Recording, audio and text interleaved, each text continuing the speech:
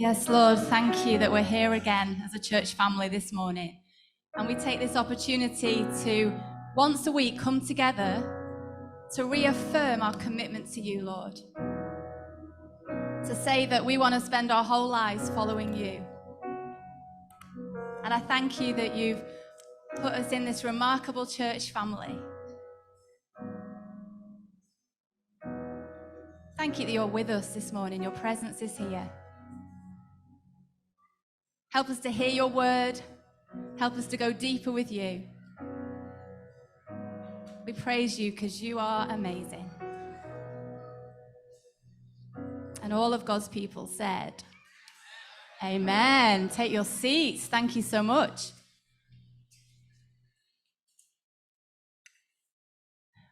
Brilliant. Well, I see that Christmas has arrived.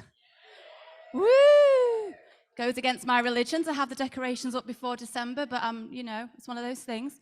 Because the Christmas decorations are up, I think it's only right that we begin this short message with one of my favorite Christmas movies.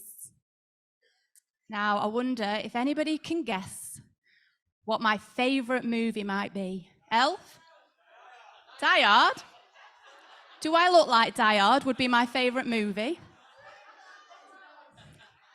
Oh, I heard it from some of the kids. Well, Ben knows what I'm about to show. Thanks, Ben. Listen, you need to sit comfortably, kids. You need to be sitting down on that floor. Make sure you can see the screen, because we're about to watch a clip from Home Alone. 1, 2, 11, 3, 92, 4, 5. 12. Buzz, don't be a moron. 6, 7, 8, 9, 10, 11. Okay, half in this van, half in this van. Let's go. Heather, did you count heads? 11, including me. 5 boys, 6 girls, 4 parents, 2 drivers, and a partridge in a pear tree.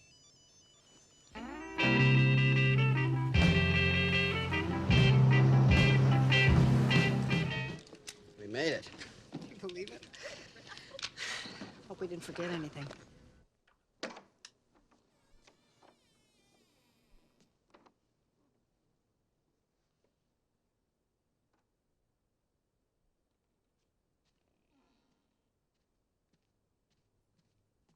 Hello? Mom? Dad? Mom? Dad? Where are you guys?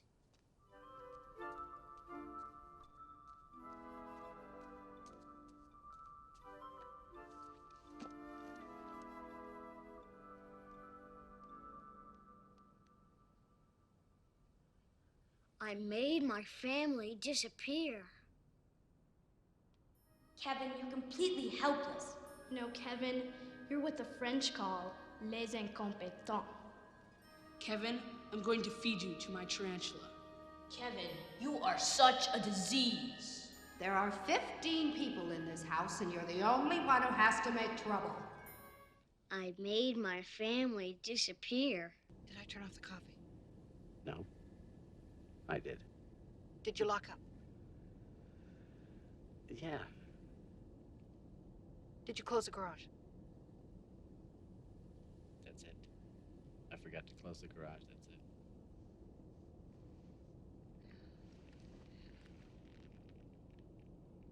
No, that's not it. What else could we be forgetting? Kevin!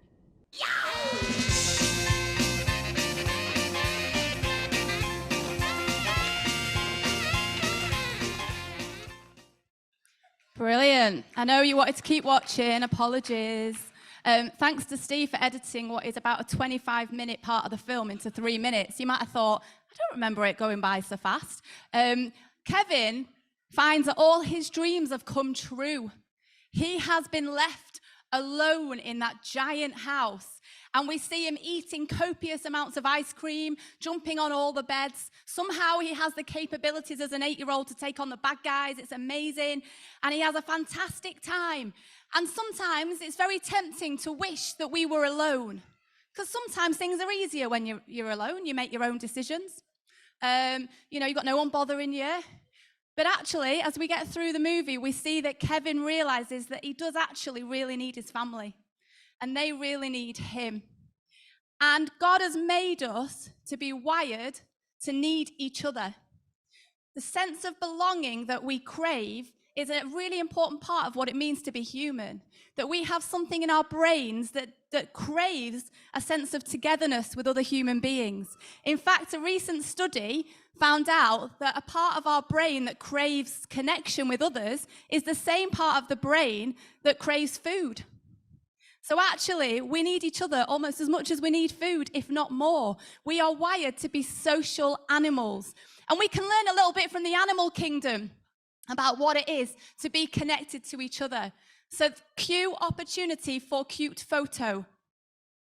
So first of all, the otters. I know. That was exactly the reaction I was hoping for. Thank you so much. The otters apparently hold hands when they're sleeping in the river so that they don't separate while they're asleep. I know. This one's less cute, but still interesting. The seahorse family actually have given the responsibility for bearing the children to the male. So it's male seahorses that get pregnant and have up to 2,000 babies at one time. Look at them all. That's a big family. You thought you had a big family. And finally, the ant, the humble ant that maybe isn't as cute. But apparently, many ants have not just one stomach, but two. So, pin back your ears. This is why. One stomach is the usual stomach for yourself, for your own food, for your own digestion. But the second stomach is called a social stomach. And the ant has a social stomach that is to hold the liquid that may be needed by other ants in the colony. So the ant is actually wired to exist for other ants, to be there for other ants. That's profound. Let's think about that for a moment. What if we weren't wired just to be individuals looking after ourselves and our own happiness and our own wealth and our own well-being? What if somebody had created us to have a social stomach or to be wired to exist for the sake of others? Profound. But we see that throughout the whole Bible. We see that God's heart is for us to be together as a church family. So whatever your family of origin is like, whatever this word here conjures up in your mind or in your emotions, whether it's positive or negative or a mixture of both, God has a higher plan and a greater vision for what family is. And we are to find family in our church community. So look around. We are a big family. Some of you may have families this big. I don't know. I don't. Imagine buying Christmas presents for everybody in here. But actually, God's amazing plan is to put us together as a church family. And one of the greatest stories that Jesus ever told was all about family. And we're just going to watch. This is the shortest clip I could find. So if you don't like it, it's tough. This is the lost son. The lost son. Luke chapter 15, verses 11 through 32. Jesus told another parable about God's love. There was a man who had 2 sons, said Jesus. He owned a big farm. His youngest son did not want to work anymore. He wanted to travel and have fun. So he asked his father for his share of the family money. The son got the money. He packed his things and left. He couldn't wait to see the world. His family was sad to see him go. At first, he had fun spending the money. He bought expensive clothes and he ate fancy food. But soon, all the money was gone. He had to go to work and he got a job with a pig farmer. He was so hungry that even the pig's food looked good. The son wanted to go back home. He said, I will tell my father I am sorry for what I have done. I do not deserve to be called his son. Maybe he will let me work for him. The father saw his son coming down the road. His eyes filled with tears as he ran to greet him. The son said, Please, forgive me, Dad. That night, they had a big party. The father exclaimed, My son was lost, but now he's found. Jesus explained his story. God is like this father. He is full of love and joy when people who are lost come back to him. So this story is all about family, and Jesus told this story to make a point about our relationship with God and also our relationship with each other as well. And we're probably familiar with this story. We've heard it many times, I'd imagine. But this story is all about a son who makes a decision to be alone. It's not like Kevin where it happens to him, but he actually decides, do you know what? I've had enough of this family. I've had enough of living here. Under, the leadership of my father, I'm going to take my inheritance early. I'm going to go and I'm going to live for myself. So he had no social stomach. This was a guy that was like all for himself. And he makes a decision to be alone. And at first it works really well. He has a great time. All he has to think about is himself. He enjoys himself. He spends all his money. But over time, he loses all his money. It's all gone. And then his friends leave him because they were only kind of superficial friends anyway. And he gets to the point where he hits rock bottom. And it was so bad that all that he could eat was the food that the pigs were eating. And that was humiliating for a Jewish man, because the Jews didn't associate at all with pigs, didn't eat anything that came from a pig. To eat the food that the pigs were eating meant that he had sunk to the lowest of the low. And the biblical account says that at one moment he came to his senses. I don't know if you've ever experienced a time like that in your life where you live in a certain way, you're making certain decisions, or you're in a situation, and all of a sudden you come to your senses. It's like suddenly you see everything with fresh eyes, a new perspective, and you realize this is not where I'm meant to be. Out here alone, away from my family, is not where I am meant to be. This is not good. And he comes up with a plan and he decides, right, I need to be back with my family, back with my father, back with my family. They have been completely dishonored by me. I have brought shame on the family name. So the best that I can hope for is to come back and be a servant in my father's household. So he dusts himself off. He comes back and he thinks, right, I'm going to grovel. I'm going to say, I'm so sorry. I'll do anything and I'll be a servant for the rest of my life. But I don't care as long as I can be back with my family. And then this is the most remarkable picture of our Father God, is that his dad had every right to be angry, to make him grovel, to explain what it was that he'd done. He had brought shame on that family. But what does the dad do? It says that while the son was a long way off, the dad saw him, which means he must have been looking out for him. He must have day by day, his heart been aching, been looking for any glimpse of his son. And he sees his son on the horizon. And he runs towards him, which would have been very undignified for a Jewish man to have done, and they wouldn't have done it. But he doesn't care about that. What does he care about? All he cares about is that his son is there, and his son is on his way home. And he runs, and he grabs him, and he hugs him, and he brings him back to the family home. And he puts on a robe that makes him remember who he is and what his status is in that family and how important he is. He puts a signet ring on his finger to say that you are known and you have an identity. And he puts sandals on his feet.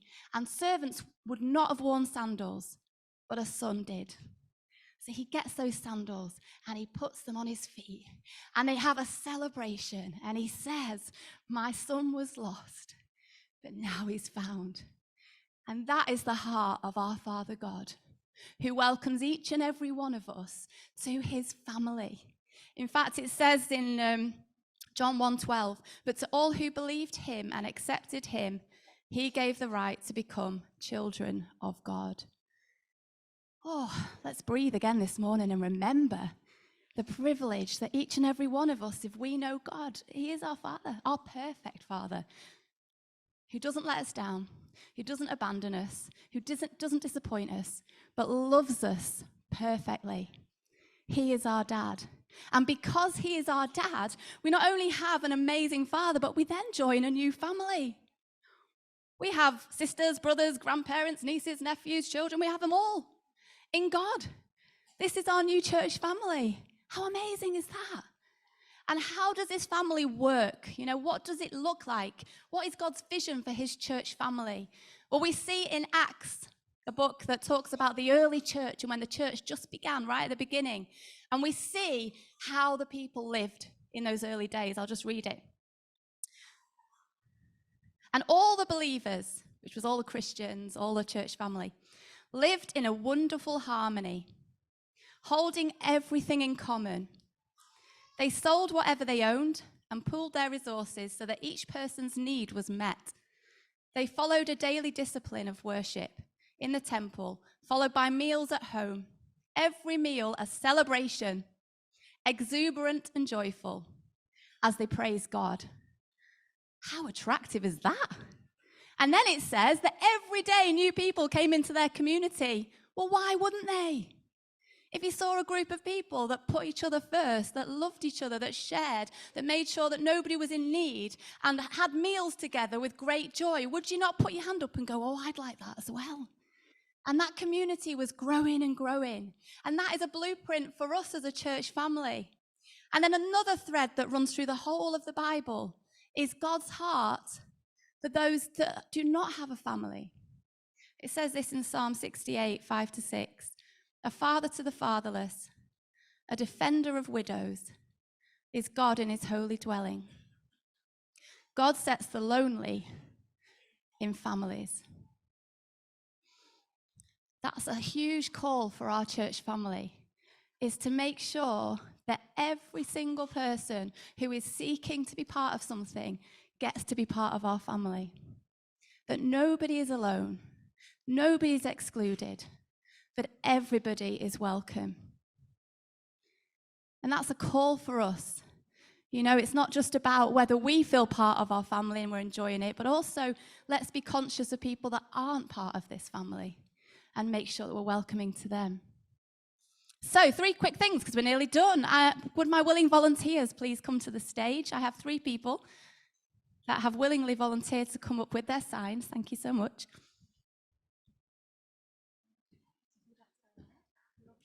Come on, don't be shy.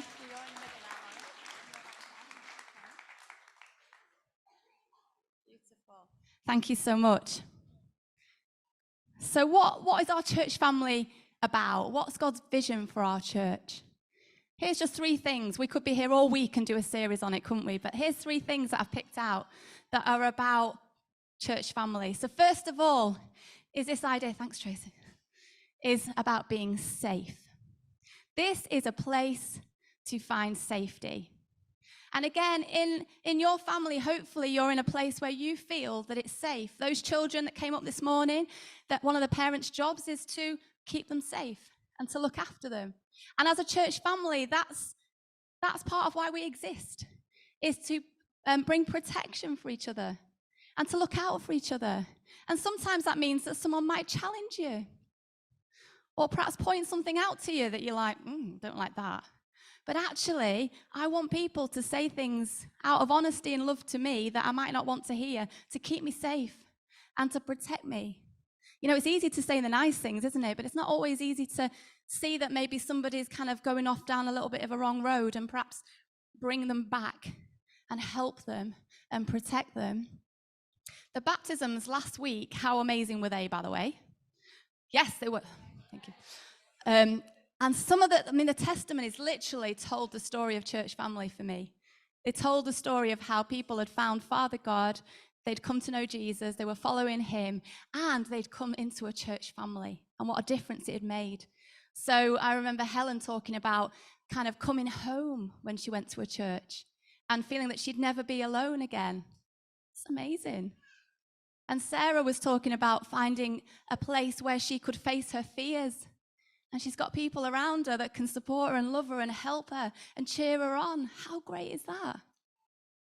Just going to show you an image on the screen. Sorry, Lawrence. Perfect, thank you. Didn't think this one through. So this is from the Charlie Mackesy book. Can't remember off the top of my head which order it comes in. 1 second. There it is, the boy, the mole, the fox and the horse. Some of you might have this. Some really simple images. Everyone is a bit scared, said the horse, but we are less scared together. So we come together, don't we? There's safety in numbers, as they say. Thank you. Thanks, Lord. Shuffle back on. Perfect. Perfectly done. Okay. So number one, we are safe in our church family. And as I'm talking about this, listen, this is not a perfect church family. I know this is news to you. Shock, horror. But this is not a perfect church family. And sometimes what happens is you might come into our church community and at the beginning you're like, oh, isn't everyone amazing? And they're so friendly and I feel like this is my home. And then give it a couple of years and you really get to know people and you can be like, oh, well, this person's like that and that person didn't say that to me and da-da-da. And over time, the problem is the more that you get to know people, the more you see the great things, but you see the not so great things. And if we're not careful, we get disillusioned and we go, oh, well, I'm going to find a different church family that's perfect. Because I'm perfect, you see, and so I will fit absolutely right there. And again, you start in that church community and you're like, oh, it's amazing. And then over a few years, again, surprise, surprise, we realize, no, they're not perfect. They've got weaknesses, just like I have. And so when we're talking about these values, this is what we're aiming for.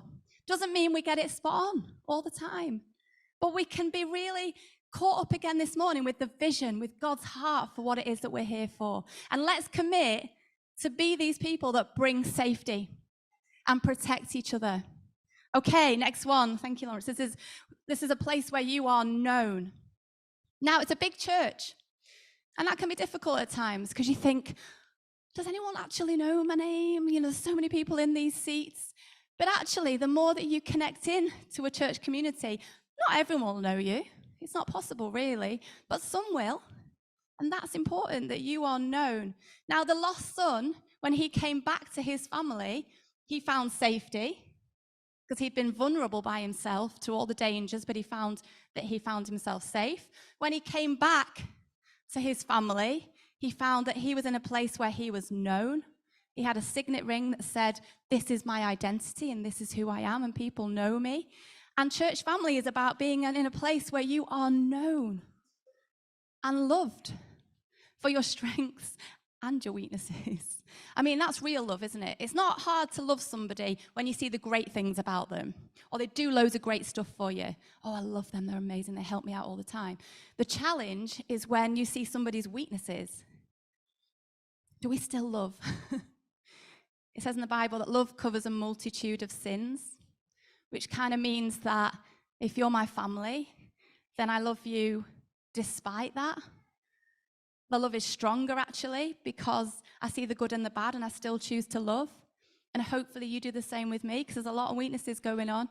But hopefully you then say, do you know what, we see that about you, but we choose to love you anyway. How great was Jack Grealish's goal this last week with the celebration? Whatever that was. You would have seen a little Finley, like 10-year-old lad, all over the news last week, beaming from ear to ear, because Jack Grealish had promised him that he would do a celebration for him.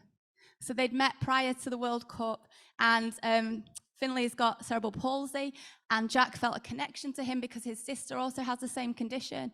And so he'd really got on well with this lad, and he'd said, when I next score, I'm going to do a celebration. What do you want me to do? And then Finley would suggested some kind of jellyfish arms, and Jack went, right, I'll do it. Bet you Finley went away and went, okay, that'd be great, but okay. And then on the biggest stage in the world for football, he scores. Jack does the celebration knowing he's doing it for Finley. Imagine Finley's response. I mean, not only has he scored, but he's done the celebration for him. And this lad has been all over the news all week saying, oh, he's amazing, and he did it for me, and I didn't think he would, and now I know that he really meant it, and he kept his promise, and it means so much. It means the world to me. I thought, wow, that simple gesture meant the world to this young lad because it said, you are known. I know you. And now everyone knows you. You are famous. Well, we have an opportunity within church family to get to know each other, but also to make each other known in that way. To say, I see you, and I encourage you, and I call out the great things about you. And you are important, and you are valuable, not just for what you do, but for who God's made you to be. Whatever age, whatever background, wherever you come from, all of that makes you unique and important and known. I've got another image. Sorry, Lawrence.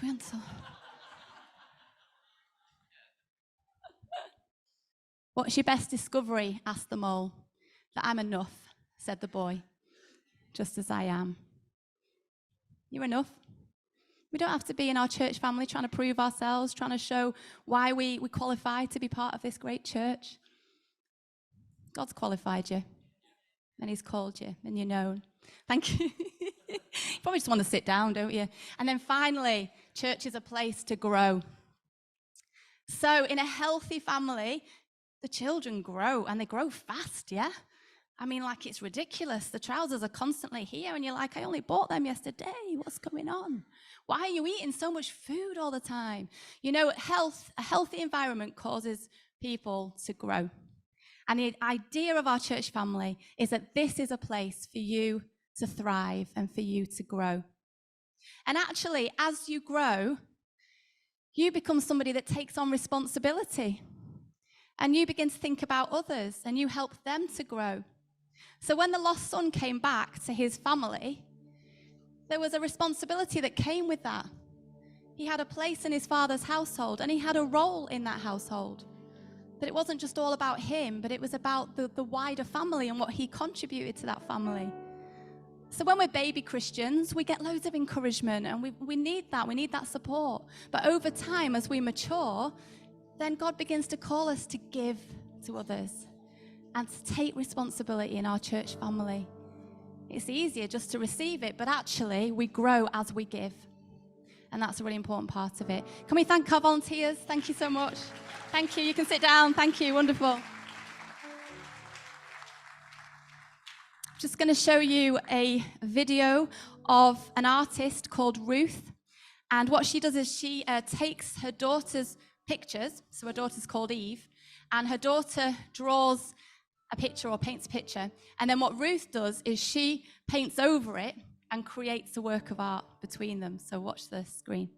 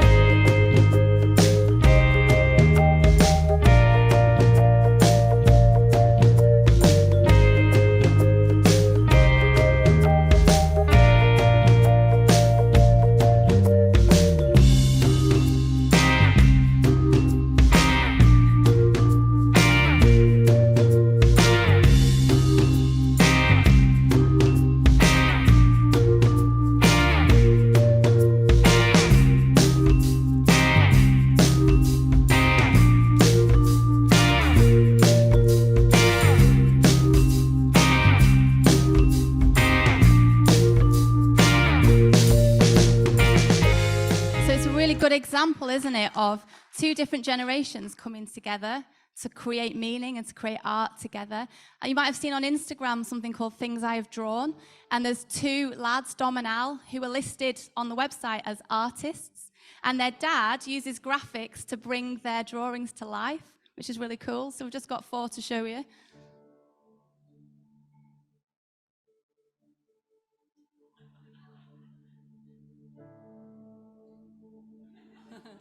great, aren't they? What a great way to spend your time. I was thinking this is why we need each other. Because I'm thinking of Ephesians 2:10 that says that you are God's masterpiece. You are God's work of art. And I've always thought of that as myself as an individual. You know, praise you, God, that I am a masterpiece. I'm your work of art. And that's true. But what actually, if we zoom out and we look at our whole church family, what if we are God's masterpiece? Because like there, you've got different people bringing their contribution, putting it together, making something beautiful out of working together. What if my masterpiece on my own isn't as great as when I contribute to you and you contribute to my life? Perhaps when we all contribute together, we enrich each other, and God's masterpiece is even more spectacular. That's why we need each other. You know, you might be the line drawing. Someone else comes along and paints over and adds something to it. And we add something important to each other's lives. We're just going to come to the final part of our service now. And I just want to say how brilliantly everybody has listened this morning. Thank you so much. And we're going to do something practical, which is a major risk. And it's okay. I'm absolutely fine about it. We're going to imagine that this is a massive classroom, and I'm going to set you a 5-minute task, and you're going to work together on each of your rows. And I want us to do this all together because every person in this room is important. You are important in our church family. You may have heard of the concept human chains, which is where people come together and link up. And we're not going to do that, by the way, in case you're wondering you've not showered this morning or awkward. But the idea of a human chain is that like hundreds of people or thousands of people will come together and link arms to make a statement about something, or to protest against wrongdoing, or to be in solidarity with somebody. And they're stronger because they come together. And I'm just going to show you a quick image of something that happened in India this summer, the day before the 75th Independence Day. And 5,000 plus people came together and they created a map of India by linking arms and standing together. And this is like the world record of the largest human chain in the shape of a geographical shape. Who knew that was even a thing? So next Sunday, come early, we're going to make Bolton. Hey. It'll only take us 6 weeks. So this is, can you see this picture of India that they've all created together? No idea whose idea that was or how it came about, but they did it. And it makes me think, you know, why church family? Yes, it's a place where we're safe. Yes, it's a place where we're known, where we're able to grow. But actually, we make a stronger statement to our world together than we do separately. If we are light in the darkness, then one little candle makes a bit of a difference. But everybody together, all holding their lights, makes a massive statement. And so God has called us as a church family to come together, to connect together for a bigger purpose than our own lives. And that is to be a light in our hopeless world. That is to be a place where people can come home and find their Father and find joy and find freedom. And so what we're going to do is we're going to do something that's a symbol of connecting together. And the worship team, you can come up as well. That'd be great. So we are, okay, come on, Rachel, focus. We are, on each of our rows, you're going to be given a pack, okay? Don't get nervous, guys, it's fine. So somebody on the end will be given oh, they're already on it. Thank you, Stu, it's amazing. And in that little bag is loads of little strips that make up a paper chain, plus some felt tips. And the idea is while the worship team play a song, you're each going to have a piece of paper. And I'd like you to write your name on the strip, or you can do a little picture or something that represents you. And if you're really giddy, you can do a couple of them. It's fine if there's enough to go around. You need to leave a little tiny bit because you're going to be licking it. So you don't want to be like with the pen, you know. And what's going to happen is you're going to work together to lick the end of the little bit of paper, and you're going to loop the bits of paper together to make a paper chain. I hope that makes sense. And you're going to work together on that, and then we're going to pray. We're going to hold our paper chains, and we're going to pray and thank God for our church family and our connections together. Enjoy. Work together on your row. Every single row. Talk to each other. Help each other. Work together.